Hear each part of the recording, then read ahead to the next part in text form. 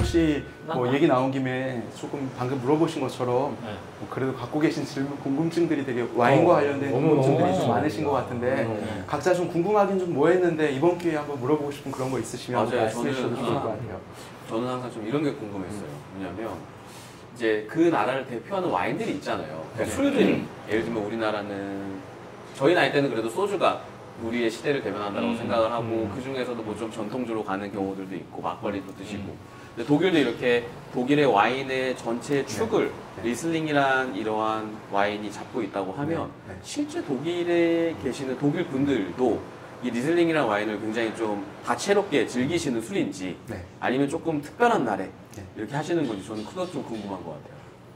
첫 번째, 리슬링이라는 걸로 만들 수 있는 와인의 폭이 너무 넓어요. 그렇기 때문에 내가 쓰고 싶은 상황에서 쓸 수 있는 와인을 고르는 품종으로 제일 좋은 것 중에 하나가 리슬링이에요. 왜냐? 얘는 다 되거든요. 얘는 스파클링 와인도 되고 드라이한 것도 되고 조금 드라이한 것도 되고 조금 달콤한 것도 되고 많이 달콤한 것도 되고 세상에서 가장 익스트림 스위트도 돼요. 이 모든 게 다 돼요. 그럼 이게 끝이 아니에요.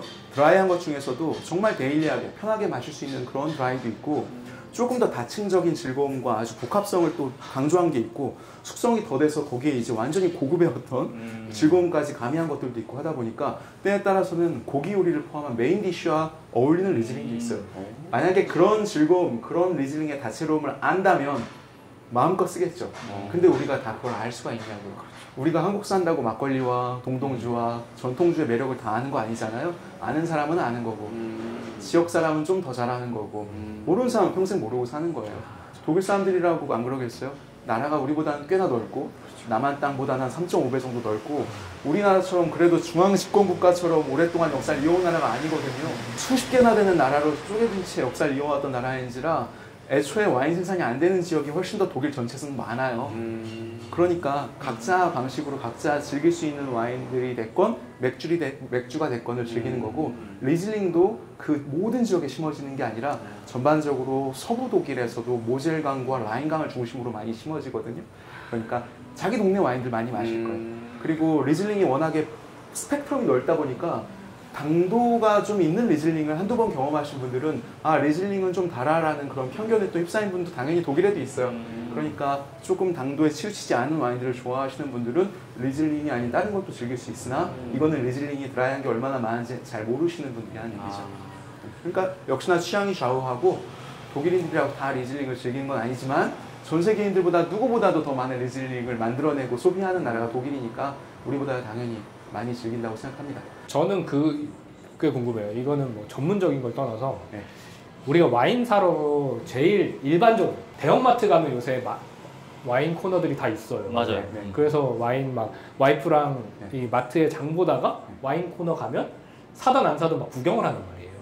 그런데 느낌이 레드 와인 코너는 되게 넓고 화이트 와인 코너는 좀 작은 느낌이에요. 내 느낌이. 그리고 우리가 보통 와인을 마신다고 하면 기본적으로 레드 와인을 떠올리고 화이트 와인은 좀 특별할 때 이런 생각을 나만 갖고 있는지 모르겠지만 그런 생각이 있단 말이에요.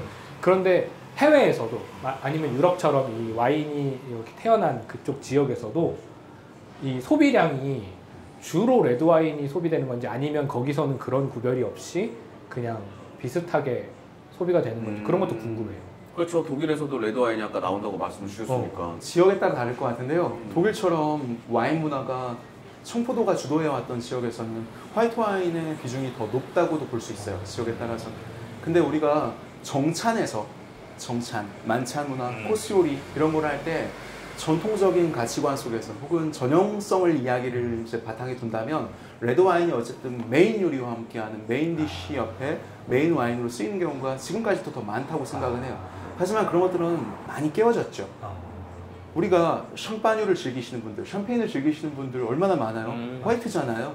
그렇죠. 이걸 가지고 메인 음식과 즐기는 경우도 굉장히 많고 스시 같은 거 먹을 때는 물론이고 근데 우리나라는 조금 더 그릴을 중심으로 한 고기 음식을 메인으로 우리도 역시나 많이 생각하고 있는 게 오늘날의 우리 만찬 음식일 경우가 많습니다. 회식 문화 같은 거 그런 거 할 때는 아무래도 레드 와인이 더 페어링하기가 편하겠죠. 그렇죠. 특히 피가 막 뚝뚝 떨어지는 스테이크나 소고기를 구워 먹을 때 특히 연기가 그렇게 많이 날 때 그럴 때 이렇게 섬세한 아로마의 와인은 이 강점이 많이 줄어들어요. 연기 냄새가 나는 순간 리즐링 같이 아로마틱한 청포도 와인은 굉장히 그 강점이 줄어들어요. 이 맛있는 향기가 잘 느껴지지가 않거든요. 그리고 피가 뚝뚝 떨어지는 그 분위기 속에서 이 한 잔에 시뻘건 와인이 더 떠오르지 않나요? 그러니까 이런 식의 감각적인 페어링을 포함한 당연히 더 잘 어울리는 것들은 있을 것 같기는 한데요. 그래서 주인공이 약간 레드와인 같다는 느낌을 말씀드리는 거예요. 근데 예전에는 안 그랬던 시절도 있었어요. 중세 시절만 하더라도 그런 데서 조금 더 자유로웠었고, 그때는 또 고기 요리를 그렇게 만찬장에서 그렇게 많이 먹지도 않았을 것이고, 레드, 화이트 구분 없이 각 지역에서 나오는 와인들이 아주 잘 이용이 되긴 했었어요. 근데 20세기로 들어오면서부터 사실 조금 더 스테이크를 써는 문화와 함께 보르도 와인을 중심으로 레드 와인이 조금 더 중요한 주인공 같은 역할을 오랫동안 했던 시절이 한 세기 정도는 이어져 온 것 같고요. 그게 또 우리나라에 전래되는 과정 속에서 레드 와인은 뭐 심장병에 도움이 된다, 심장에 뭐 도움이 되는 성분이 있다, 이런 식의 일종의 마케팅과 함께 맞물리면서 조금 더 잘 알려지지 않았나 하는 생각이 드는데, 근데 요즘 많이 달라졌다는 거. 지난 5년 동안 한국에 수입되는 와인 양만 하더라도 화이트 와인의 비중이, 특히 스파클링 와인, 샴파뉴를 포함하여 그런 비중들이 워낙 많아지다 보니까 화이트 와인의 비중과 화이트 와인을 찾는 고객들의, 소비자들의 취향도 훨씬 더 넓어지고 다양해졌습니다. 그런 의미에서 우리 한 잔 더 먹을까요? 화이트 와인을 만드는 송포도 중에서 제가 제일 사랑하는 포도 품종은 리즐링이었어요. 네네. 이제 제가 제일 사랑하는 레드 와인 품종인 피노누아로 한번 가보겠습니다. 레드 와인으로 한번 갈 텐데요. 독일 사람들은 레드 와인 피노누아를 피노누아라고 부르는 경우보다는 슈베트 부르군더라고 불러요. 이름이 좀 어렵죠. 슈베트 부르군더. 부르군더가 뭔지만 알려드릴게요. 부르고뉴란 뜻이에요. 부르고뉴의 품종이잖아요. 그래서 부르고뉴에서 전래된 포도 품종 중에서 피노누아를 부르는 이름이 그렇습니다. 이번 달의 와인으로 제가 소개도 많이 했던 와인 생산자인데, 마이어 네켈은 제가 올 하반기에 발견하고, 물론 되게 유명한 생산자라 알고는 있었지만 너무너무 좋아서 제가 이번 달에 특히 소개를 많이 하고 있는 생산자입니다. 2019년산이고요. 마이어 네켈. 아르란 지역이에요. 독일에서 피노누아로 제일 유명한 지역 한 3군데 중에 한 곳이에요. 아르 지역, 그리고 바덴 지역, 뷰르텐베르 지역, 이런 곳들이 독일에서 가장 중요한 피노누아 생산지인데, 아르라고 하는 아주 좁은 골짜기에 있는 지역입니다.